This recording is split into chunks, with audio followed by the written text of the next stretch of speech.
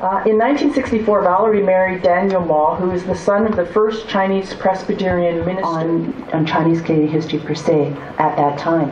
My professor, Edgar Wigberg, was starting to do research in that area, so I had access to some of the information that he had.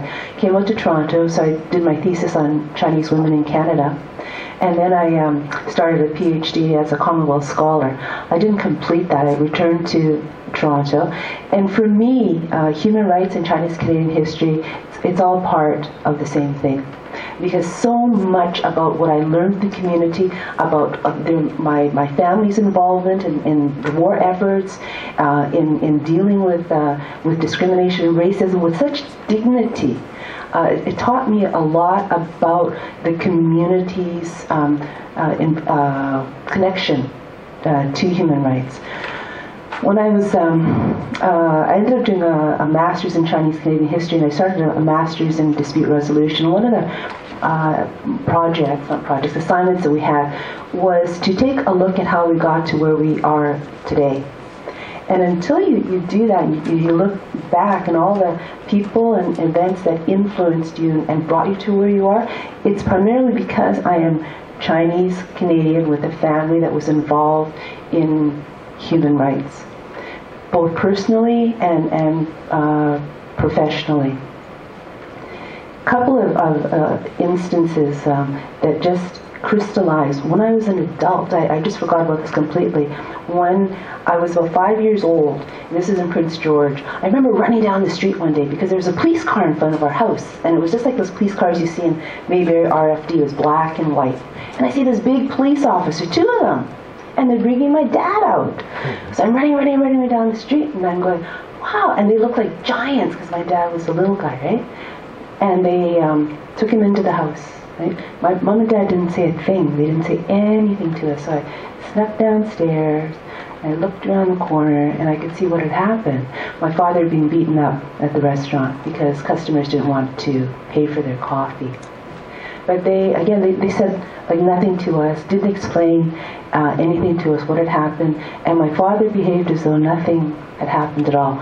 He had a huge black eye. He never ever talked about it. And when I got older, he never talked about it ever, even when I got older as an adult. But what he did tell me was how he and his brother, Uncle Bill, used to have fights at the restaurant every day. The young, they call them hooligans, would come to the restaurant, and my Uncle Bill would say, they call him Charlie, like in Charlie Chan. So Uncle Bill would take them outside, and then my dad would say, Uncle Bill would take them outside, pick them up, and just go boom, boom, boom, like that, and then go back in. And that was like every day, the first few years. But the way in which my dad described that was very matter-of-factly. It was, this is the way life was, and this is how we dealt with it. He said, when I was 15, in Chinatown, every year, the young hooligans would come to Chinatown at Halloween, and they would smash up all the windows. Okay? So he said, when the boys got older, what we did was, that year, we waited for them to come to Chinatown, and then when we came to Chinatown, boom, boom, boom, we beat them up. Then that's when he told me he was a boxer. I didn't know my dad was a boxer. So they dealt with these types of situations on a day-to-day basis, really with a lot of dignity and a lot of self-respect.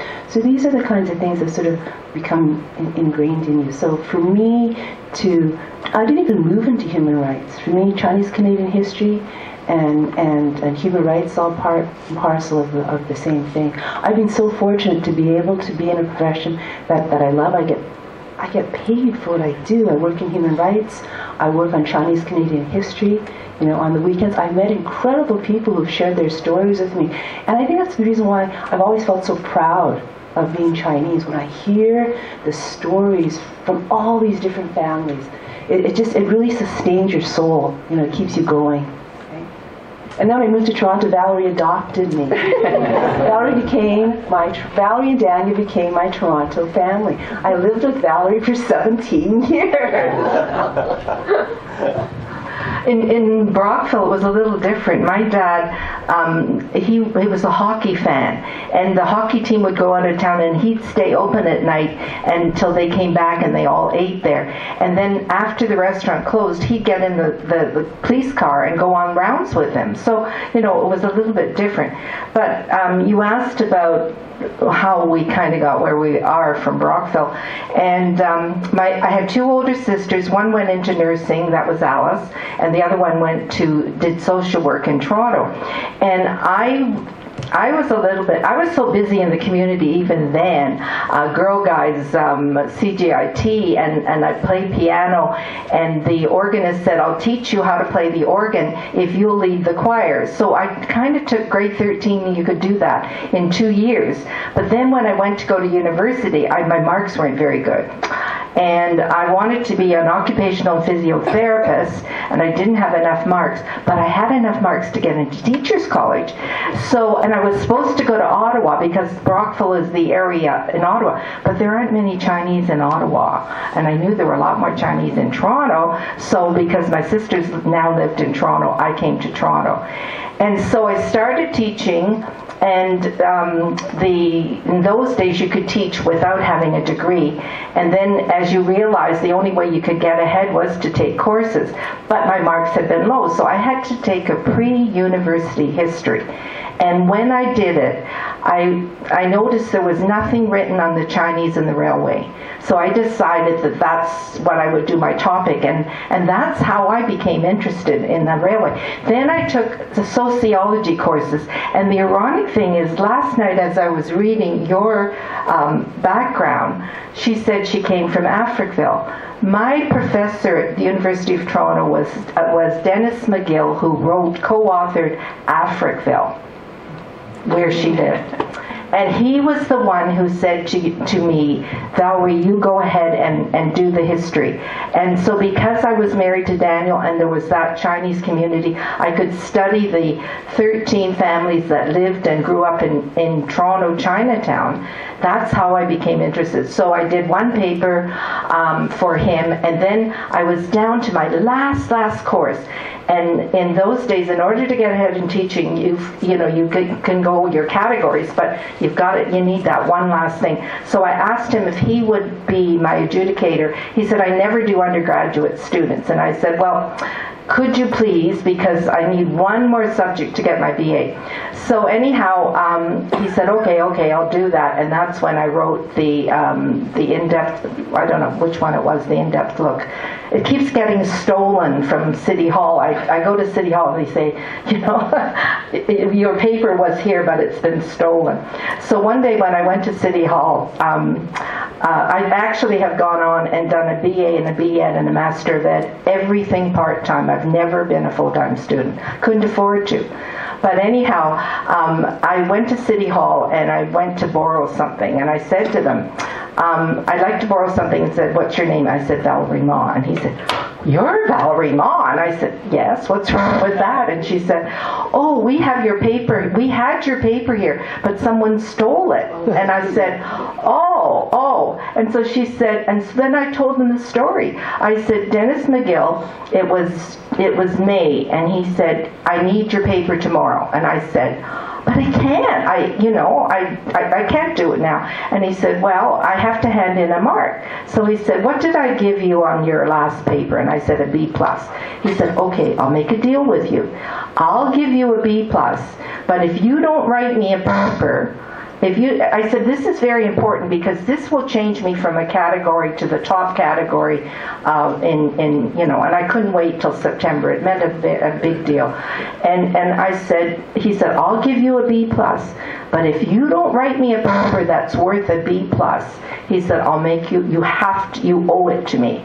So that was the deal that I had. And all the guys in the archives stood there and shook their heads, and they said, this is a big, thick thing. I padded it with pictures, lots of pictures that I had. And they said, they said, we have our PhDs and we don't do as much work as you did for your B+.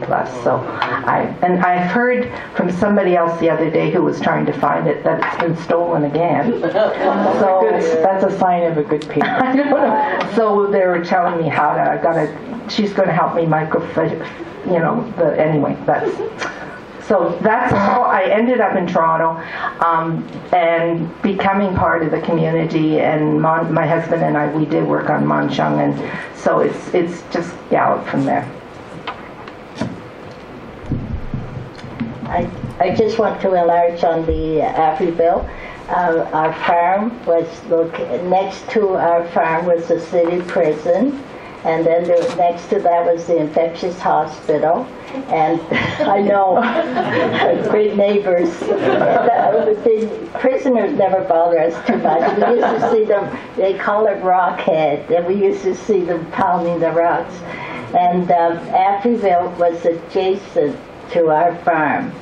And so my brothers and the black boys used to try to see who could beat each other up. And but my mom was very kind to them, and that's why I think I don't feel a difference in race. My ambition when I was in grade 4 or 5, my art teacher told me how well I can draw, so I always felt I wanted to go into art. But then my family was poor. But then we had, after the restaurant, we had a rooming house. And I figured I couldn't help family. And so I didn't go into that. But I did go to high school there, and the principal remembered me. Later on, I should say.